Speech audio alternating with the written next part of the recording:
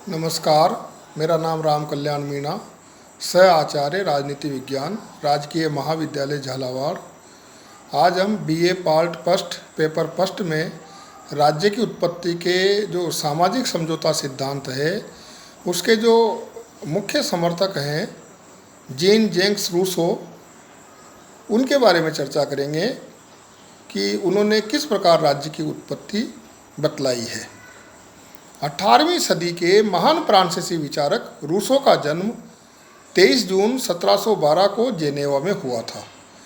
बाल्यकाल और युवावस्था में नियमित शिक्षा प्राप्त करने के स्थान पर उसने अत्यंत अनियमित और अव्यवस्थित जीवन व्यतीत किया, लेकिन प्रकृति प्रदत्त प्रतिभा के बल पर विश्व का एक महान दार्शनिक बन गया। उसने संपूर्ण सामाजिक और राजनीतिक व्यवस्था के पुनर्निर्माण की मांग कर फ्रांस की राज्य क्रांति को सुदृढ़ दार्शनिक आधार प्रदान किया।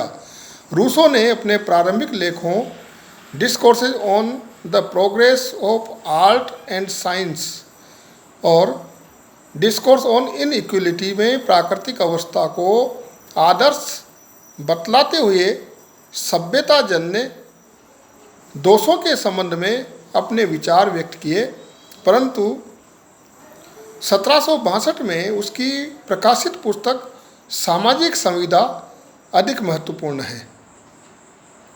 सामाजिक समझौता सिद्धांत का वर्णन इसी पुस्तक में है। हाब्स और लॉक के समान रूसो के द्वारा सामाजिक समझौता सिद्धांत का प्रतिपादन किसी विशेष उद्देश्य से नहीं किया गया है, लेकिन रूसो ने जिस रूप में अपने विचारों का प्रतिपादन किया है उससे वह स्वतंत्रता, समानता और प्रजातंत्र का अग्रदूत बन गया है। मानव स्वभाव और प्राकृतिक अवस्था। रूसो का मत है कि प्राकृतिक अवस्था के व्यक्तियों का जीवन बुद्धि द्वारा चालित न होकर भाव द्वारा चालित था, और ये भाव मुख्य दो थे: आत्मरक्षा की प्रवृत्ति और दया की प्रवृत्ति।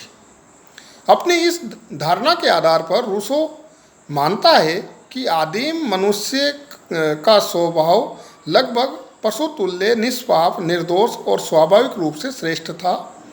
वह नैतिकता के विचारों से रहित और सहज भावना से काम करने वाला बुद्धिहीन प्राणी था। रूसो के मतानुसार प्राकृतिक अवस्था सभ्य सामाजिक अवस्था से कई अधिक श्रेष्ठ थी। आदिम मनुष्य एकांकी और जंगली जीवन व्यतीत करता था। उसकी इच्छाएं और आवश्यकताएं बहुत अधिक सीमित थी और वह पूर्णतया स्वतंत्र, संतुष्ट और सुखी था। प्रत्येक मनुष्य अन्य के समान था और छोटे बड़े का भेद न था। इस अवस्था में मनुष्य स्वार्थी होते हुए भी सदैव एक दूसरे की सहायता के लिए तत्पर रहता था। वह इस सिद्धांत के अनुसार आचरण करता था: अपने हित साधन करो, किंतु दूसरे की कम से कम संभव हानि हो। ये प्राकृतिक अवस्था बर्बरता की अवस्था अवश्य थी, पर वह आदर्श बर्बर था। उसमें सभ्य कहे जाने वाले मनुष्य के दुर्गुण न थे। इस प्रकार आदिम प्राकृतिक अवस्था आदर्श थी, लेकिन वह यह अवस्था अधिक समय तक न रह सकी और मानवीय सभ्यता के विकास के साथ साथ मानव जीवन में अनेक बुराइयों ने घर कर लिया। इस संबंध में रूसो की यह उक्ति प्रसिद्ध है कि मनुष्य स्वतंत्र उत्पन्न होता है, किंतु फिर भी प्रत्येक स्थान पर वह बंधन में है। सभ्यता और संस्कृति के विकास के परिणाम स्वरूप मानव में संपत्ति का विचार आया और तेरे मेरे की भावना का उदय हुआ। रूसो ने लिखा है कि वह पहला व्यक्ति समाज का वास्तविक जन्मदाता था जिसने एक भूभाग को एक बाड़े से घेर कर ये कहा कि ये मेरी भूमि है, और जिसे उसके कथन के प्रति विश्वास करने वाले सरल व्यक्ति मिल गए। मानव समाज में संपत्ति रूपी सर्प के उत्पन्न होते ही उसकी सुख शांति कापूर हो गई और संघर्ष, ईर्ष्या, द्वेष तथा अहंकार का प्रादुर्भाव हुआ। जनसंख्या की वृद्धि ने वातावरण को और अधिक विषाक्त कर दिया।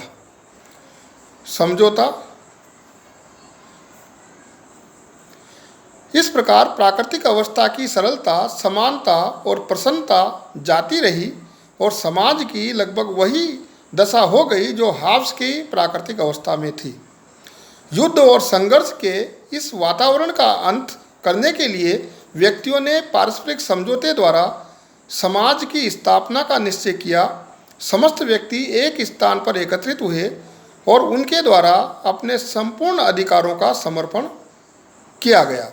किंतु अधिकारों का ये समर्पण किसी व्यक्ति विशेष के प्रति नहीं, अपितु संपूर्ण समाज के प्रति किया गया। समझौते के परिणाम स्वरूप संपूर्ण समाज की एक सामान्य इच्छा उत्पन्न होती है और सभी व्यक्ति इस सामान्य इच्छा के अधीन रहते हुए अपना कार्य करते हैं। स्वयं रूसो के शब्दों में समझौते के अंतर्गत प्रत्येक अपने व्यक्तित्व और अपनी पूर्ण शक्ति को सामान्य प्रयोग के लिए सामान्य इच्छा के सर्वोच्च निर्देशन के अधीन समर्पित करता है तथा एक समूह के रूप में हम में से प्रत्येक व्यक्ति समूह के अविभाज्य अंग के रूप में अपने व्यक्तित्व तथा अपनी पूर्ण शक्ति को प्राप्त कर लेता है। इस प्रकार के हस्तांतरण से सभी व्यक्तियों को लाभ है और इस प्रकार के पारस्परिक संयोग से उत्पन्न समूह का नाम ही राज्य या राजनीतिक समाज है। धन्यवाद।